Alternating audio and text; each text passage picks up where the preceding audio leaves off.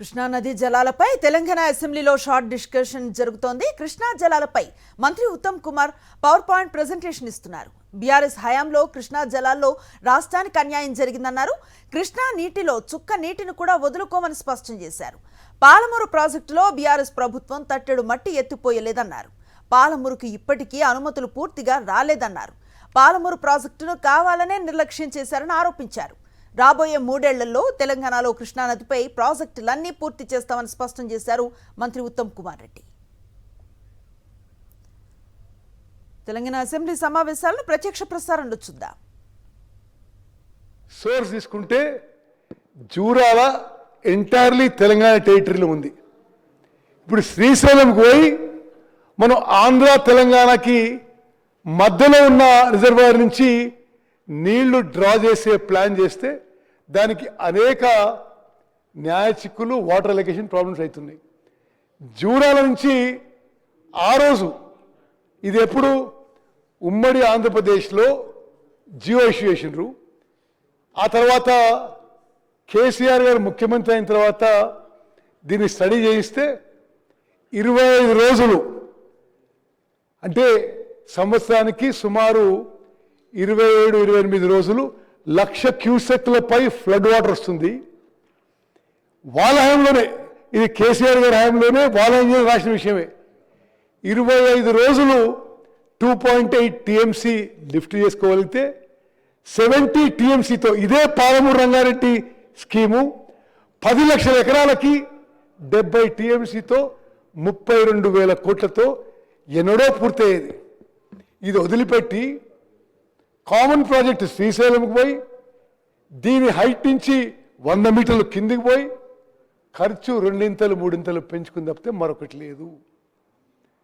Next అదేవిధంగా ఇప్పుడు ఈ సభ ద్వారా ఉమ్మడి మహబూబ్నగర్ జిల్లా రైతులకి, ప్రజలకి, యావత్ తెలంగాణ ప్రజానీకానికి తెలియజేస్తుందంటే ఆనాడు జూరాల నుంచి ప్రాజెక్ట్ కట్టి ఉంటే తెలంగాణ రాష్ట్రానికి, మహబూబ్నగర్ జిల్లాకి ఎంతో మేలు జరుగుతుంది. ఇది హిస్టారికల్ బ్లండర్.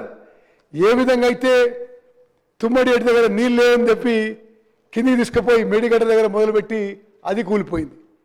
జూరాల నుంచి శ్రీశైలం కిందికి తీసుకుపోయి తెలంగాణ రాష్ట్రానికి తీవ్రమైన నష్టం చేసిండ్రు. నెక్స్ట్ జూరాల నుంచి ప్రాజెక్ట్ కట్టుంటే 3 స్టేజెస్లో 10 లక్షల ఎకరాలకు నీళ్లు పారేవి. ఇక్కడ పంపింగు 5 స్టేజెస్లో జరగాలి.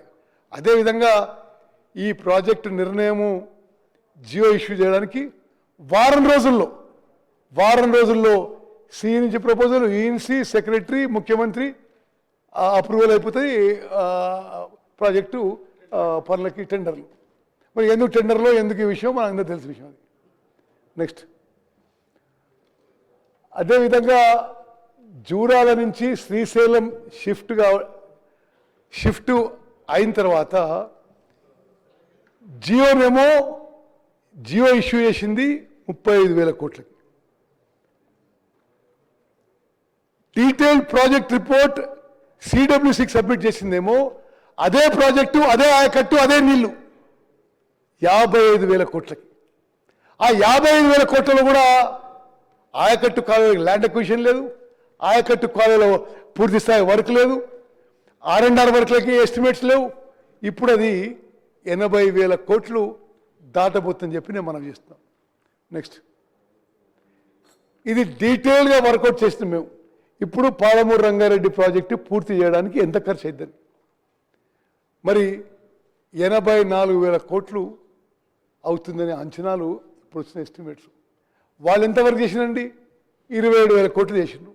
అందులో కూడా ఆ 27,000 కోట్ల చేసిన పనులు కూడా మరి ఆ బిల్లులు మాత్రం మరి పట్టిగారికి వదిలిపెట్టిపోయినారు. అంటే ఈ విషయం కూడా తెలంగాణ ప్రజానీకానికి అందరికీ తెలవాలి. 40,000 కోట్ల బిల్లులు పెండింగ్ పెట్టిపోయినరు. అందులో ఇరిగేషన్కి సంబంధించిన బిల్లులే సుమారు 10,000 కోట్ల రూపాయలు ఉన్నాయి. మరి రాష్ట్రానికి తీవ్రమైన ఆర్థిక భారం శాశ్వతంగా ఒక భారం మోపి నీళ్ళ విషయంలో మాత్రం ఎక్కడా ప్రోగ్రెస్ లేదు. నెక్స్ట్, ఇప్పుడు ఈ పాలమూరు రంగారెడ్డి ప్రాజెక్ట్ విషయంలో నేను మరింత వివరాలకు పోను, కానీ చాలా స్పష్టంగా ఈ సభ ద్వారా ఈరోజు మేము ప్రకటిస్తున్నాం, కృష్ణా బేసిన్లో ఉన్న అన్ని ప్రాజెక్టులు, పాలమూరు రంగారెడ్డి కానీ, కల్వకుర్తి, నెట్టెంపాడు, కోయిల్ సాగర్, భీమా, కొడంగల్, నారాయణపేట్, అదేవిధంగా ఇట్లు ఉమ్మడి నల్గొండలో ఎస్ఎల్బిసి టనల్, డిండి, అదేవిధంగా మరి ఈ ఈ కృష్ణా బేసిన్లో ఉన్న అన్ని ప్రాజెక్టులు మేము హైయెస్ట్ ప్రయారిటీ ఇచ్చి ఈసారి ఈ టర్మ్లో పూర్తి చేస్తామని చెప్పి సభాముఖంగా తెలియజేస్తున్నాం. Okay, next. Okay, next.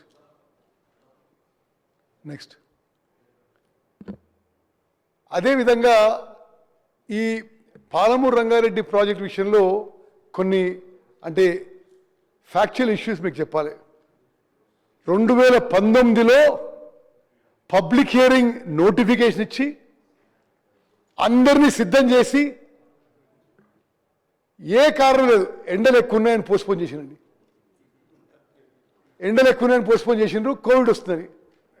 ఇక్కడనే కోవిడ్ వస్తుందట, ఎవరికి చెప్పకుండా సీక్రెట్గా అక్కడ కాళేశ్వరంలో అడిషనల్ టీఎంసీ 20,000 కోట్ల టెండర్ కాల్ఫర్ చేసిండ్రు.